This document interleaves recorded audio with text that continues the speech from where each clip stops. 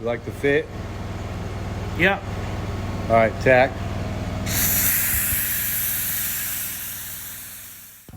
What's going on, guys? Welcome back to Pearlsnap Pimps. This is episode number 2. We're out here in the beautiful state of Hawaii. I hope you guys are all getting ready for the holidays, get to eat some good food, spend some time with family and friends. I'm really excited for this podcast. I think it's going to be a really good one. This podcast is brought to you by Weld Beast. Weld Beast is one of the most emergent brands in the past years, a brand who really understands about welders' needs and who has the aim of empowering the trade by bringing the best products with a new, modern, and great concept. Made by welders, for welders. Guys, this is a great company. I use their products almost every day. One of my favorite products is their Pro Lens. It's a crystal clear welding lens with shades 9 to 13, which makes it great for combo welders, whether you're TIG welding, stick welding, flux core welding, or MIG welding. It's going to protect you and give you the best visibility. For you TIG welders out there wondering if it's going to flash on you, I've welded in a bind, I've welded in jack stands, I've welded in the field, I've done all kinds of processes wearing the Weld Beast lens, and it is crystal clear. It is great. It's always there for me when I need it. They have some great products on their website. They have TIG torches and other welding accessories. They got a new welding machine that they're actually about to come out with. Y'all check it out. Check it out on Weld Beast on Instagram. Check out their website. Shout out to my people at Weld Beast. Thank you for all the support. We're also brought to you by Nox FR. If they are any tougher, they'd rust. They got some really cool Pearlsnaps on their page. One of my favorites is the drag up, all white, super fresh Pearlsnap that they got. They're made out of Performance, FR, NFPA 2112 clothing, arc flash apparel designed for safety, protection, and durability. They've also got some cool stuff on their website. They have safety glasses, high quality welder jewelry, hats, welding caps, and winter wear. Hope you guys are excited because Nox is going to be giving away their heavy-duty FR Sherpa line jacket. All of you guys working in the cold weather need something to protect you and keep you warm while working in the field. This is your chance to win. All you have to do is like and subscribe to Pearlsnap Pimps on YouTube and follow Nox Work on Instagram. The winner will be announced on the next podcast. So shout out to Nox FR, shout out to Weld Beast, shout out to everybody that's watching, all my people in Georgia, all the support and all the love. I appreciate it. Hope you guys are excited for this.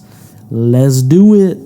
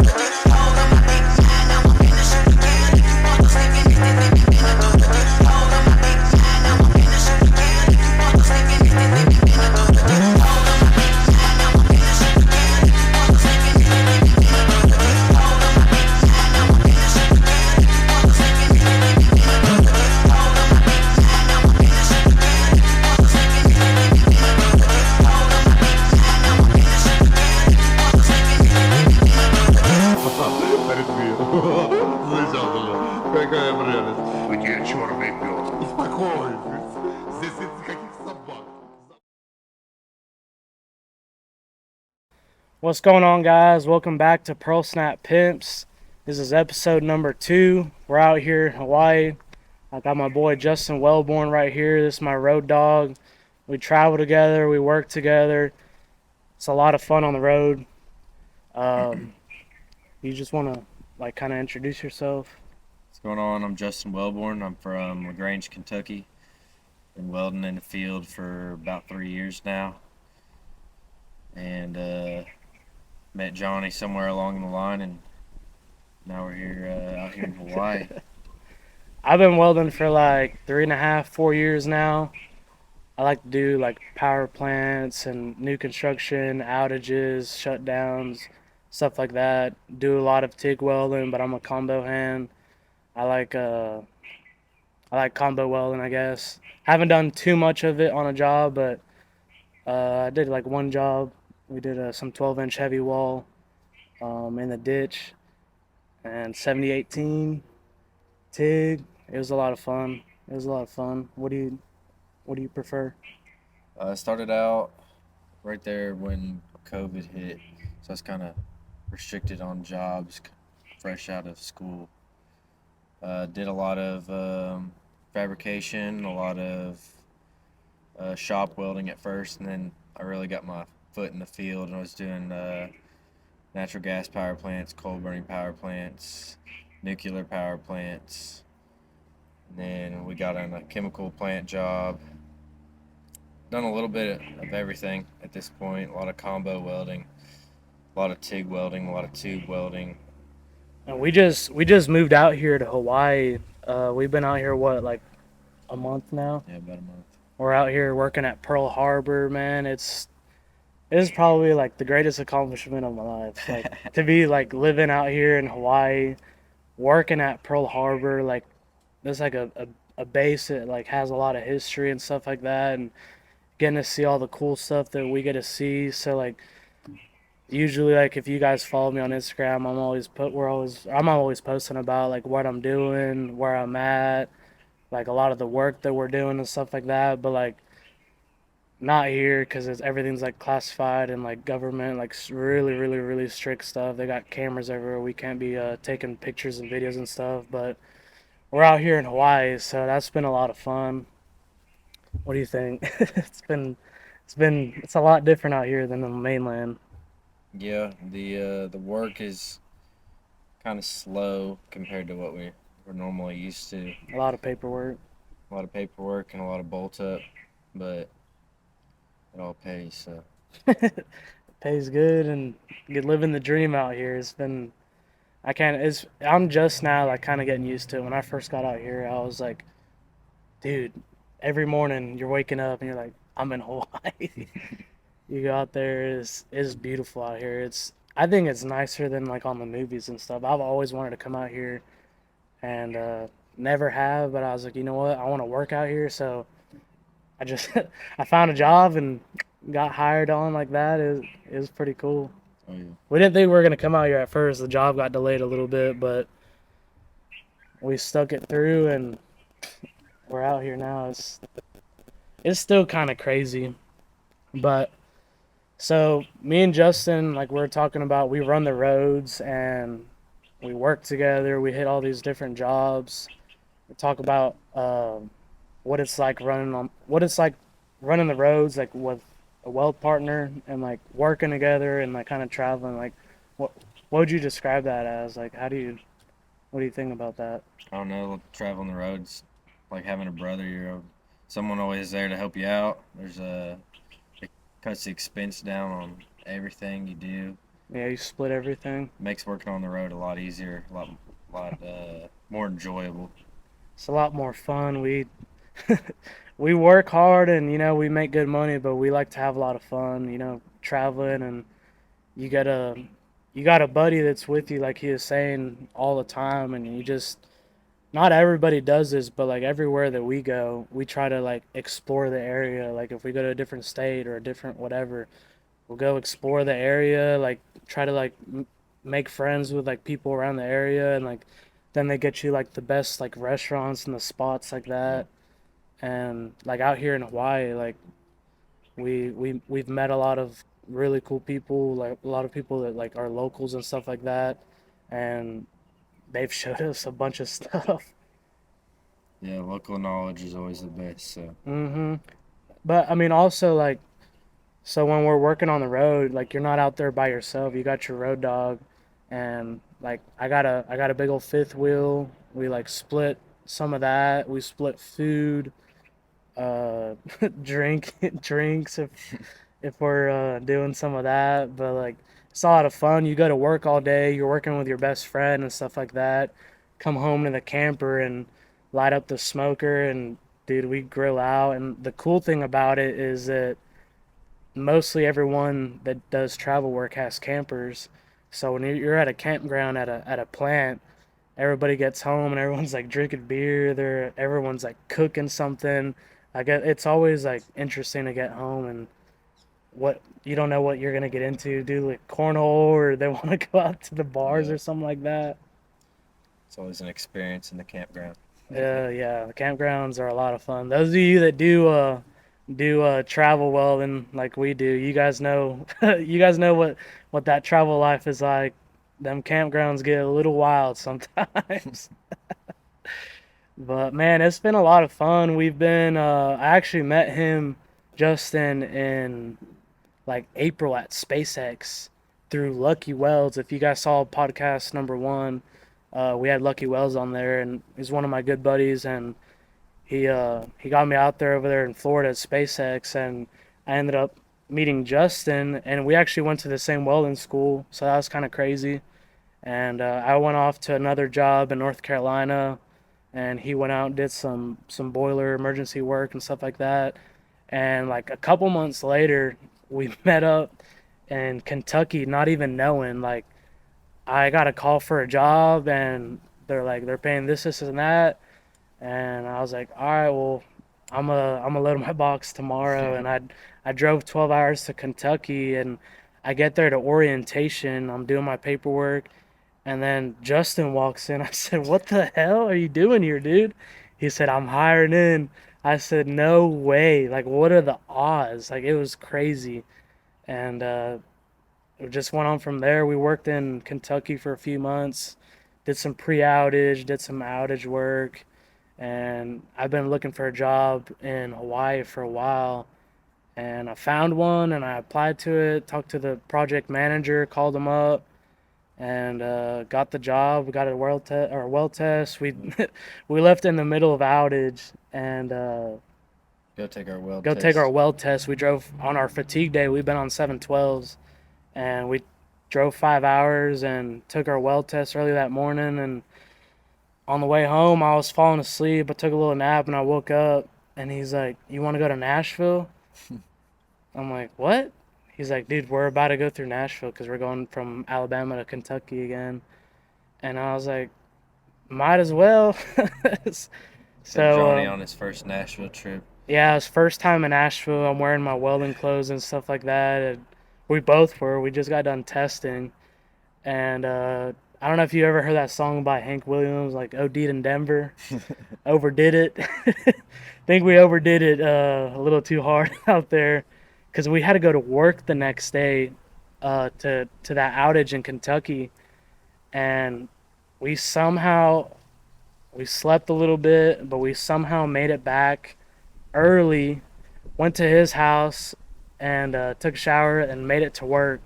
And we walked in, and our boss is like, "There's no way you guys are here right now. I know what you guys were doing last night in Nashville. How the hell did you guys make it back? It's a 5 hour drive, and we were out there for a good while." I was like, one thing about me, Adam, that was our superintendent. I was like, we like to have fun, but we take care of business. We're gonna show up. We didn't feel good.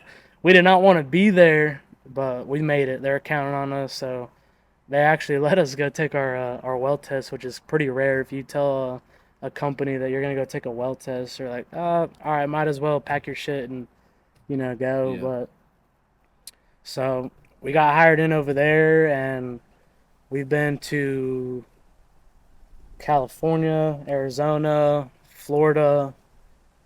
I went to Arkansas for a day. He went to Louisiana for a day. Yep.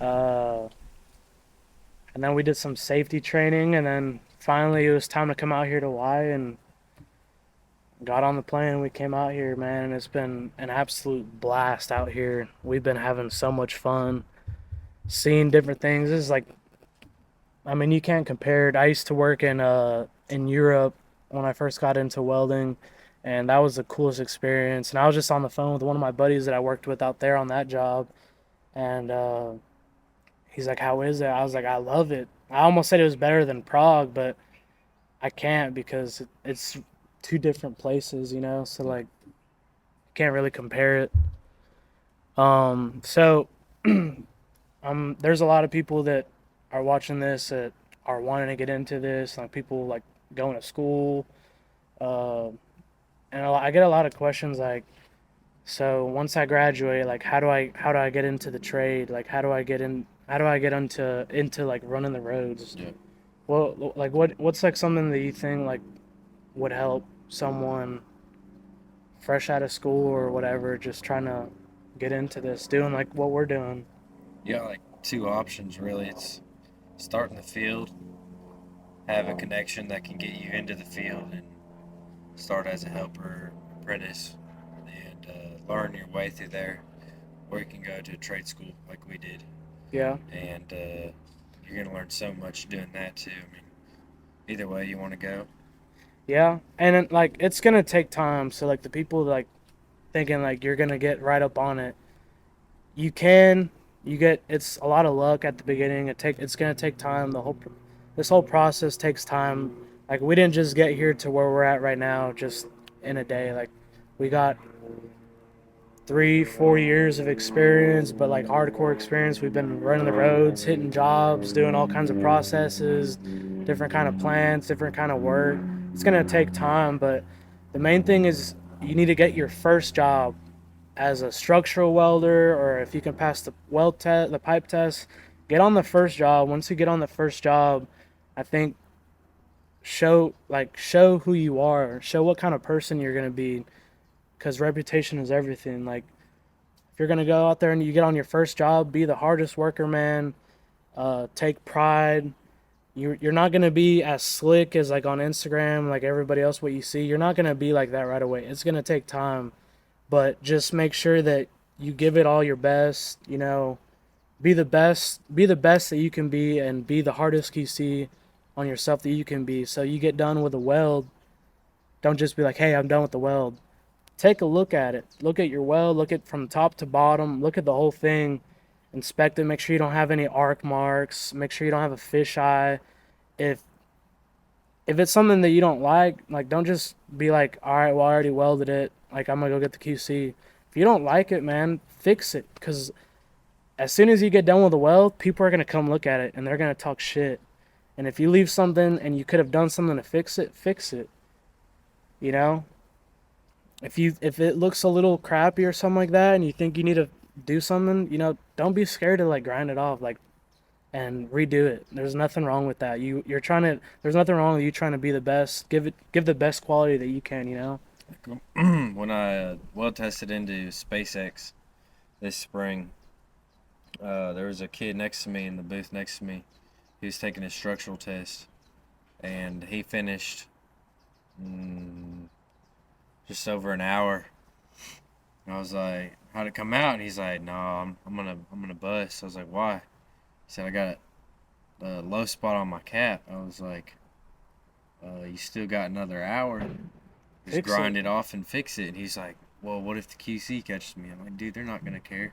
Just tell them that was your flush pass. Yeah. You grind down the top of that cap, put another one on top, and you're good to go." And he's like, Yeah. he's just nervous about it. Dude, just redo your cap. Yeah. That's all you gotta do. If you're taking a well test, man, and we're not perfect. Everybody makes mistakes. Even the best, we make mistakes. We're not the best at all, but we make mistakes, you know. But as you go through it, through like the years working, you learn a bunch of tricks and little things and stuff like that. Man, if you know that something's gonna bust you on the test and you're scared that the QC is gonna come look at it or whatever, if you know that you're about to bust on that test, just do what you need to fix it, because you're gonna fail either way. And if you try to fix it and it looks better, he comes in there and he's like, all right, it's not the best, but all right, we'll do it. We'll take it. Rather than you just being like, oh no, I failed, like get all pissed off and like start packing your stuff. Like, no, don't give up. Like, you still got time. If you're gonna fail, you're gonna fail. But if you can like do something to like make it a little bit better, you might have a chance. I know I've done that before. You know, if you feel like you're gonna, I feel like I'm gonna fail, but like there's something I can do. Like I try to just fix it, and if I get away with it and he doesn't notice or whatever, then cool. Then I got a job, you know. But don't give up. Don't give up right away. And another thing is make connections. Once you get on that job, get people's phone numbers. Talk to them about like where they're gonna go to the next job, and if they're going to another job and it's paying better, it's a good job, good, and they can get you in. Uh, Go with them, roll with them, like go run the road with them. Let them wreck you in, and you're getting more experience. You're getting more stuff on your resume. So make connections. Connections is everything. In this Connections is industry. everything in this industry, man. It's all about who you know. We could be working in Texas or California or blah blah whatever, and say that our job is about to like finish, or say that we got fired or something like that, which is not likely because they love us out there. We do pretty good work, but say like something's happening, like there's not going to be any more work. The point of having connections is, all right, they say we got a week left of work. I'm gonna call my buddy Jake Hampton. He's in North Carolina working an outage, and it's gonna go for a couple months or whatever. Call him up. Hey man, how's the job? He's like, oh, it's good. It's paying this and that. Like it's paying good. The work's there. Like I can get you on. All right, bet. Like this job's about to be done in a week. I'll be there next week on Saturday. Hire in on Monday. Cool. I'll wreck you in. Blah blah blah. Whatever. And that's how you get a job. So it's not like white collar or whatever. Like when you first start off, you want to have a resume so they can like maybe like okay, this guy's got some experience. But after that, it's all about connections. Like the resumes don't matter. It's what picture resumes and connections. Yeah. So once you start getting better, you start taking pictures of your welds, and sometimes that'll get you jobs. I know I've talked to like the HR or like the QC for a job, and like he's like send me some pictures of whatever process they're welding. If it's stainless or like carbon, like you send them pictures of the root, you send them some pictures of the cap, and like they'll be like, oh shit, like you can weld and blah blah, like whatever. And that'll get you a job too. But the connections is so important. Make friends with everybody because the welding world is big. It's a big world. A lot of people welding, but it's also a small one. I can't tell you how many times I've gone on jobs that I didn't think I was gonna know anybody, and Oh yeah. there's all kinds of people that I know. Oh, I worked with him in Louisiana. I worked with him like 2 years ago. Like There's always a connection. there's every always a single connection for anything, for work, for everything, man, for everything. So just make sure you're getting out there and you're making them connections, getting them phone numbers. If you do good on a job, talk to the QC, get his phone number. Talk to your superintendents and foremans, get their phone number. So whenever you leave that job for another one, if you do a good job on there, they'll call you back for whenever they got more work. They're gonna be like, we got this job coming up in like 2 months. It's gonna be a 4 month job. Like, I liked what you did on the last job. Like, I want you to come work for me on this job. You know, stuff like that. It's kind of crazy, but that's just how this industry is. Connections and the skill and all that is gonna come. building a name for yourself. Building a is name for huge. yourself is huge. Why is it huge? I mean, that's your reputation. That's basically your resume in this field. Once you get your foot in the door. Yeah, Your reputation is your everything. reputation is everything. Everything. That's why whenever they say make this weld like it's your last one, people every time you make welds, people are gonna come look at it. And if you're putting out bullshit, they're like, oh, that guy just welds bullshit. If you take the time, it doesn't matter if you're slow or what. If you're slow but you're putting out a good weld every single time, the speed's gonna come with time. Just put the best quality because your reputation is everything. You go out to jobs and people even know you or they've heard of you, stuff like that. Like I heard you're a bad motherfucker, or I heard you're a badass welder, or, you know, you can slick out some stick or some TIG welding or whatever.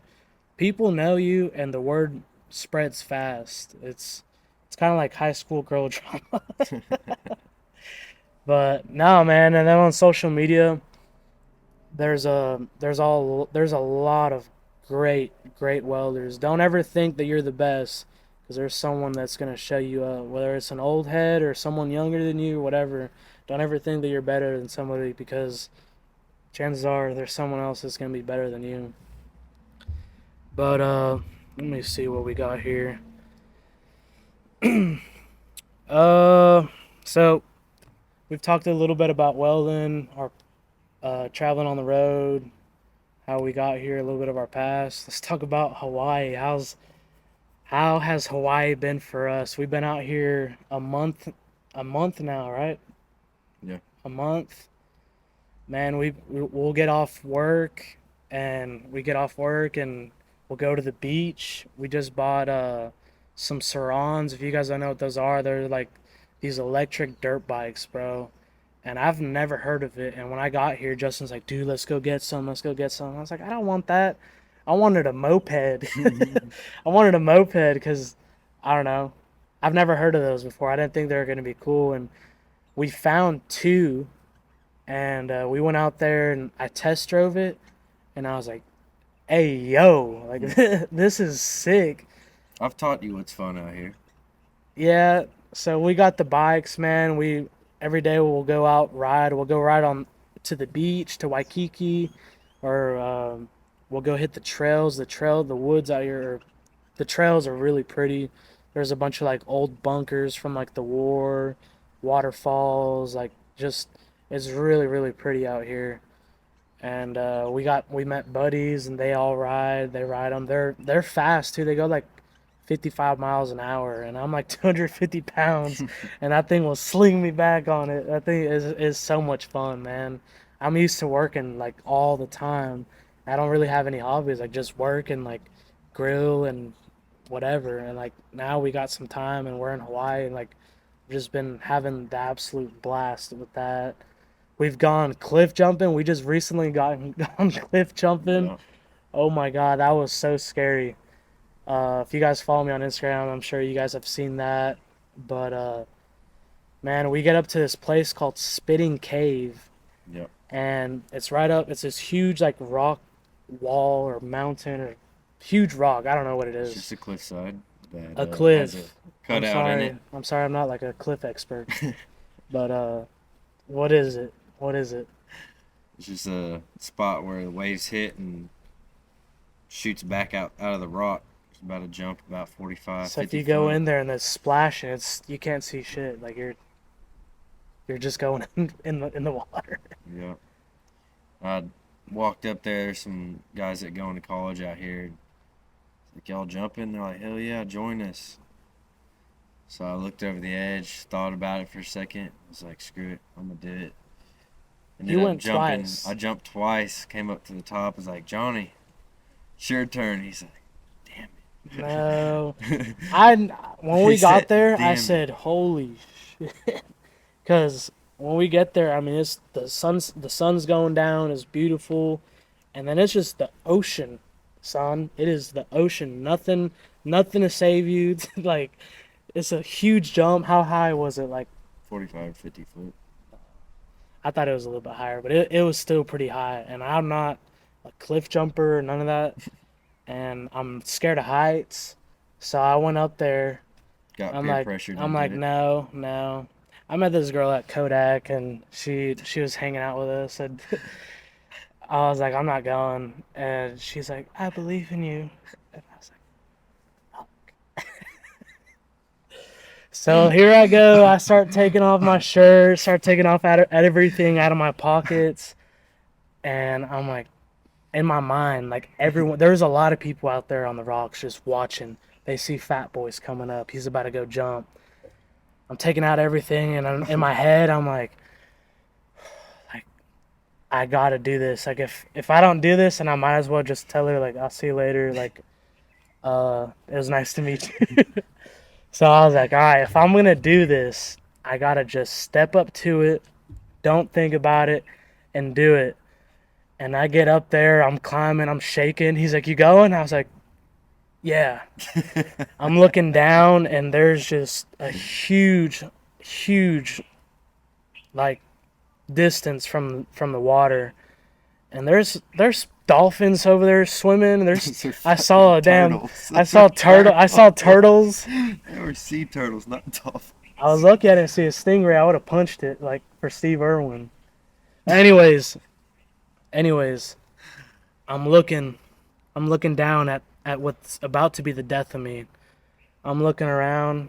Everyone's on their feet. They're all just watching me. And I look down again, and I look over to that girl, and she goes, "You got this." I said, "Fuck." And I just went out there and I jumped. And I don't know how to cliff jump. I've never really done it, but a couple times, like in Georgia. And I'm going, and I was like, how come I'm not even hitting the ground yet? And all of a sudden, boom, I go and smack the water, dude, like a bullet. And I had my legs open, so I smacked my ass on the water, bro, and it hurt so bad, bro. I couldn't even climb out of the water. Like, I was like half paralyzed for like maybe 5 minutes. And finally I could feel my legs on my ears again, and I got out. So that ended up being a lot of fun. We done that. We went to a Kodak Black concert. Almost died in there of like heat stroke. It was so hot in there. Crush.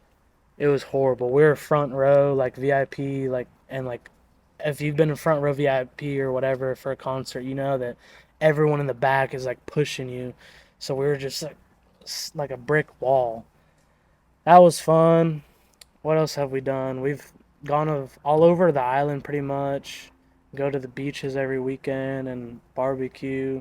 We've just been having a blast, man. And for a month only being here, we've done a lot of stuff. It's been great. Hawaii is home, man. It's awesome out here. Perfect weather. Like Christmas is this weekend. We've been working so much we haven't even been paying attention, but like it's 75 degrees every day, every night. It's like 70. It's just been perfect. This place is beautiful. It's a little expensive, but the lifestyle out here is just great. It reminds me a lot of California. That's where I'm from, but I mean, probably just because of the palm trees. I don't know, but out here it's just a vibe. Like everyone is so cool. Everyone's so chill. We've met a lot of great people already. Sure. Done a lot of cool stuff, seen a lot of cool stuff, and just been taking it in. It's been a little while since the last podcast. Just been trying to settle in and take in. But I hope you guys enjoy this podcast, guys. It's been a lot of fun. Probably going to be posting this after Christmas. So if you guys are watching this, Happy New Year's. Merry Christmas. And Merry Christmas. Merry Chrysler. Christmas. She's cross. But, man, Justin, I appreciate it, man. I appreciate it. It's been cool. You guys stay tuned. Thinking about getting this guy named Hand Tight Garage. If you guys know him on Instagram, he's a really cool dude. He actually lives here in Hawaii. So, might be seeing him on the next podcast. Shout out to everybody that's been supporting this and working on getting some merch. It's gonna be pretty sweet. I'm really excited about that. See, a lot of stuff coming up. This is just episode number 2, so a lot of big things gonna be coming up. Shout out to Arc Junkies, my guy. I've been talking to him a lot. He's been helping me out with the technology and like giving me really, really great advice, and it means a lot coming from somebody that's doing exactly what I'm doing and absolutely crushing it. Hope to be at his level one of these days. But man, I appreciate all the help. Thanks to everybody. Thanks for the sponsors. Y'all stay tuned for the Knox giveaway, the big old Sherpa FR jacket. Everybody that's not in Hawaii with 70-degree weather and the cold weather, y'all be safe. Like and comment and subscribe to Pearlsnap Pimps. Follow Weld Beast. Follow Knox FR. Thanks to everybody. I appreciate it. See you guys on the next one.